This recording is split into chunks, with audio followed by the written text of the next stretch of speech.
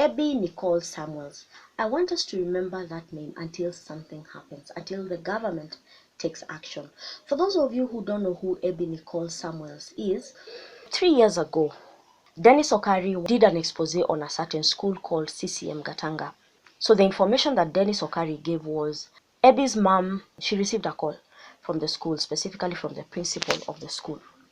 And the principal told her to rush quickly to a certain hospital in the Gatanga area. And the creepy part was she told her, do not come alone, come with someone. So of course she panicked. You've just received a call and you're being told do not come alone, come with someone. So quickly she thought of someone whom she can talk to, and she remembered that there's a cousin who lives near the school where the girl was studying. So she called the cousin and told her, please go, I'm coming. And so the cousin also got a bit panicky, and so she also called another male cousin and they went together. By the time Ebbie's mother was arriving, she found a very shocked looking principal, and the principal was not even talking. She just gave her a blank look. So she proceeded, when she realized she's not getting answers from the principal, she proceeded to the cousins, and she saw a very somber look on their faces, and she wondered why. So in the process of asking, they pulled her aside, and then they just told her, Ebbie is not gone, she's just asleep.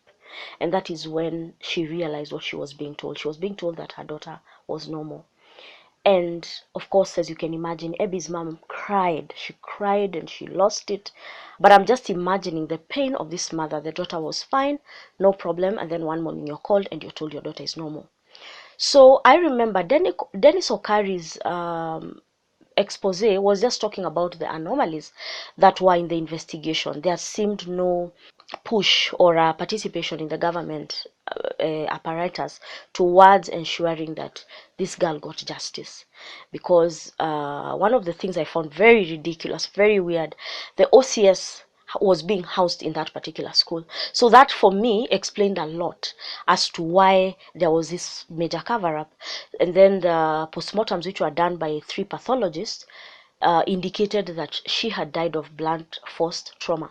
They confirmed that by the time Ebbie was being brought to the hospital, she was already deceased. And on top of that, she was cold. But the principal later lied to the school fraternity that she went with a blood clot, and the doctors tried to resuscitate her, but it was impossible and she died. So there was all this contradicting information, and the one thing that Ebbie's mom went away feeling is that there's something the school was covering up, and there was a very concerted effort to make sure that this case, no one ever got to the bottom of it. So interestingly, turns out Ebbie's mom never slept, and I'm sure one thing led to another. I might not know how it happened, but Lynn Ngugi, one of our star journalists right now, she came across that story. Initially, Lynn Ngugi did an interview with the mom, and then some of the colleagues to Ebbie saw that interview, and they decided to also contribute in their own way to make sure this thing is handled. So it turns out that Ebbie was a very eloquent girl. She was a girl who loved English, and in fact one of our classmates says when you speak to her in Kiswahili, she would respond to you in English. And then because of that, there was this simmering hatred from the teacher fraternity and the student fraternity, specifically Form 3 and Form 4. I honestly don't have an issue with the Form 3 and Form 4, because you might say maybe they're still immature, they're young, they're teenagers. But the teachers? Why would you hate someone because they have a little bit of class? What even broke my heart more is one of these students who have come to reveal what really happened to Ebbie literally said if anyone joined that school, which is a boarding school, if anyone joined that school and they seem to have a little bit of money, the teaching fraternity immediately begins to hate on you. And she said it's very easy to know children who are coming from affluent families, because during and when we say affluent, I don't even think it's much. These teachers, I don't understand how that is, because this is according to a student who used to school there. These teachers resented anyone who was not a low income earner. So why are you educating? Why are you in the educating business? Aren't you in the educating business so that people can better their lives? I really don't understand how sadistic these parents can be. Anyway, so apparently Ebbie was very eloquent, and I don't understand the background of the story, but there's a story that talks of Ebbie having talked about the father being a Jamaican, and that seemed to have a problem with the Form 3s and Form 4s, and of course some of the teachers, because during one of the parent teacher meeting, the deputy head teacher actually spoke about it and was like, and even one of the students here talks about the father being from Jamaica, in a very resentful way, and trying to make it look like that individual was bragging. It's so disturbing. And Ebbie's mom says the day she heard that, during that parents teachers meeting, she was very disturbed, and she wondered, where is this coming from? Anyway, so 3 years later, mom is still looking for justice, and thanks to Lynn Ngugi, the story has come back. And this time, people are listening, and you see, time has passed. When Ebbie's mom was talking about it 3 years ago, she was still clogged and foggy with grief. Now she's still grief stricken, but at least she had a bit of clarity. But then again, with these 3 years that have passed, there are students who used to sleep near where Ebbie was sleeping, and also classmates. So they've already either transferred from that school, or moved on, or they finished. They finished the school. So two of them came out, of course anonymously, and they gave a very clear account of what happened preceding the death of Ebbie. So apparently on Friday, because there's a Saturday coming, Friday evening after the classes were over, Ebbie requested one of her friends to oil her hair. Apparently she had very beautiful hair. So called a friend, told her to oil her hair, and after she did it, she requested her to put an intricate hairstyle. Well, not intricate, but a hairstyle that was not permitted during school hours, because this particular school, CCM Gatanga, is a school that only used to believe in if your hair is natural, it needs to be ponytailed at the middle. If it's braided, again, ponytail it at the middle. But Ebbie, being a Friday evening, she requested this friend to put a hairstyle on her. And so the friend told her, if the school teacher who is on duty comes and finds you looking like this during evening study, they might have a problem and you'll be punished. And Ebbie said, it's in the evening, I don't see a problem. So she insisted on maintaining that hairstyle. So a few hours later, the deputy comes around into classes looking to confirm that everyone is studying. When she arrives in Ebbie's class, notices that she has a hairstyle that does not conform to the ponytail style that the school allows.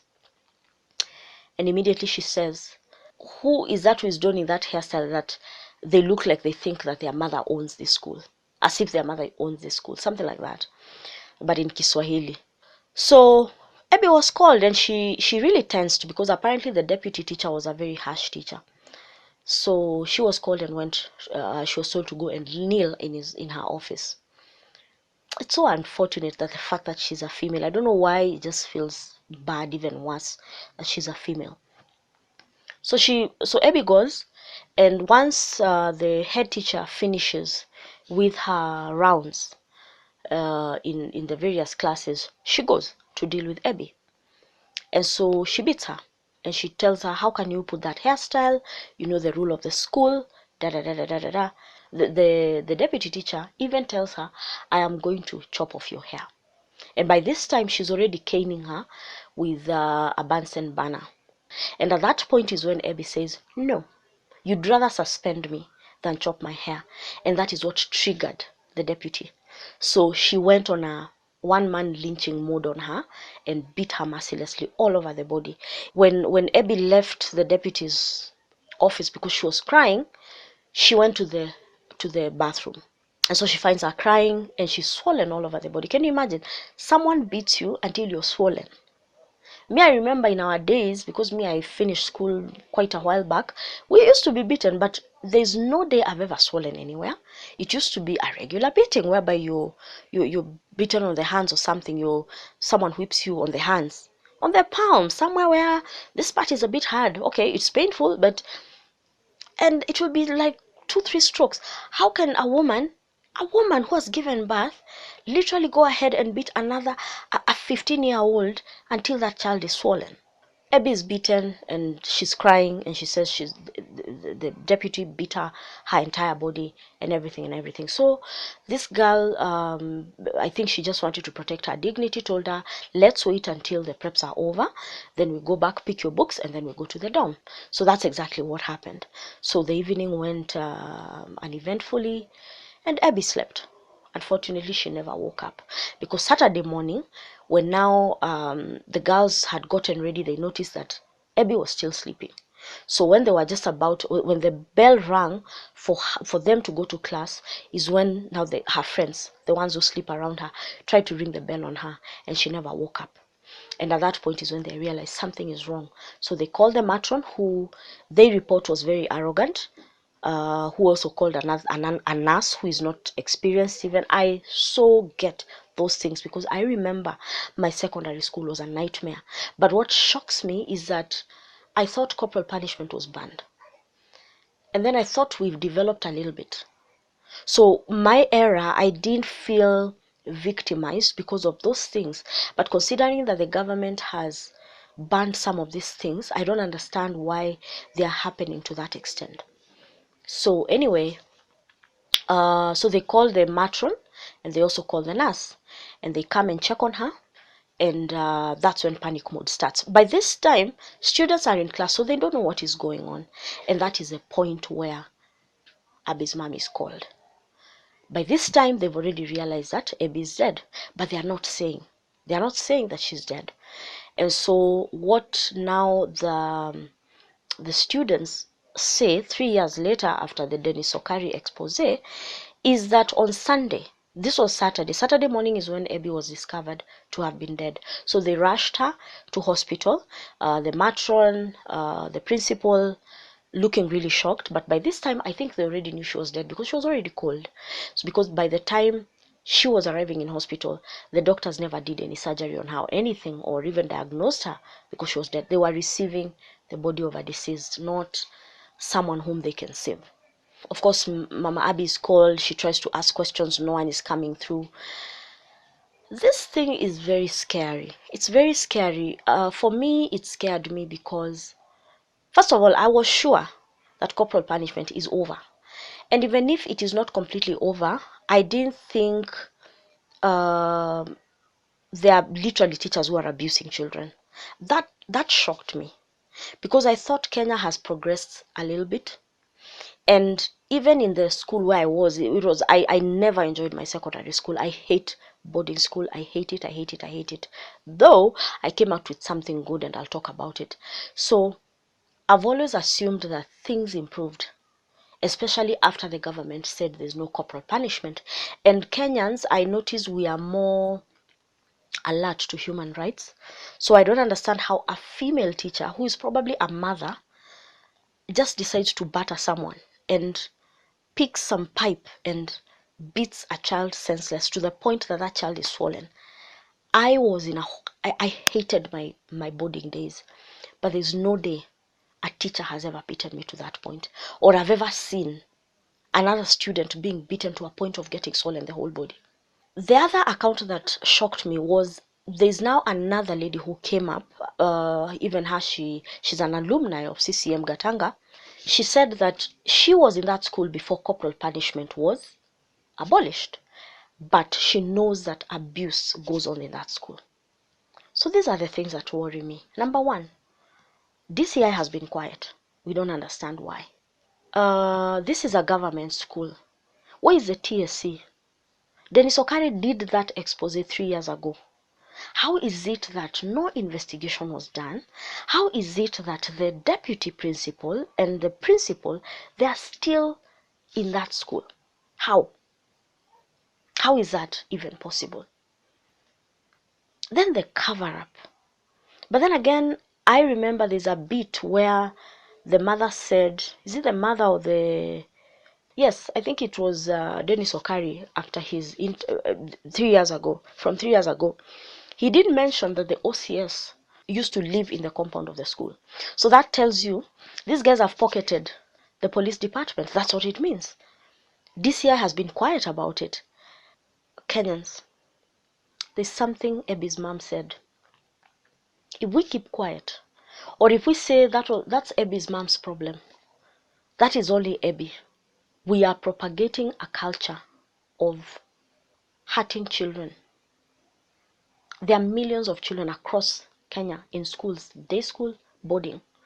If we don't say something now that Ebbie's life was taken away prematurely, we are telling narcissists who are abusing children in schools, we are telling them that it is okay to cane children to death. If we keep quiet, that culture will continue. It disgusts me to think that these two narcissists are still principal and assistant principal in that school. It's very disgusting. It's disgusting to know that your child could be in a school where they are resented because you have a little bit of money.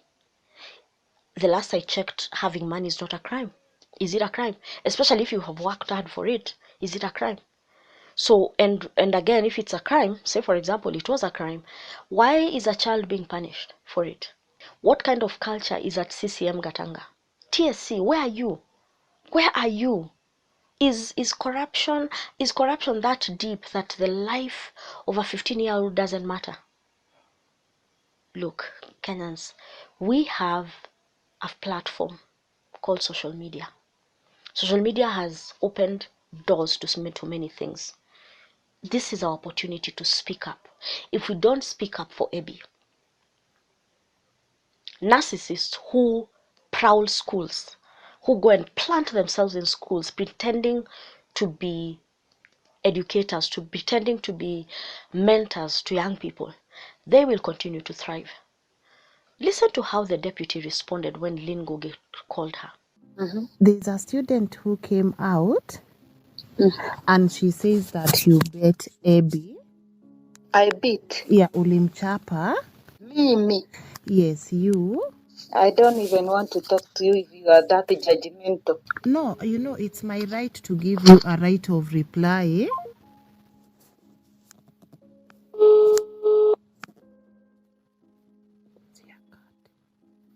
Hello. Hi, Miss Elizabeth. Yes? As I was saying, you know... I thought that case is with the police and we should leave them to do their work. But you know... Let them do their work. Okay. If they find me guilty, that is okay. You know... But let them do their work. You know, as I said... I beg you respect that.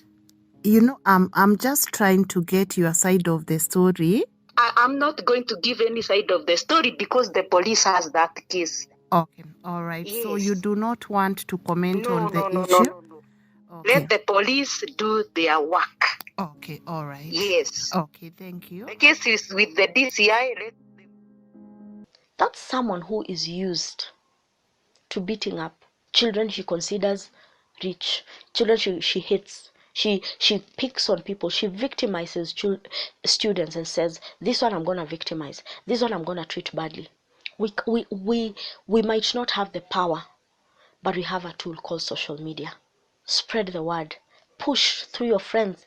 Let people know what is happening in some boarding schools. I know it's not all.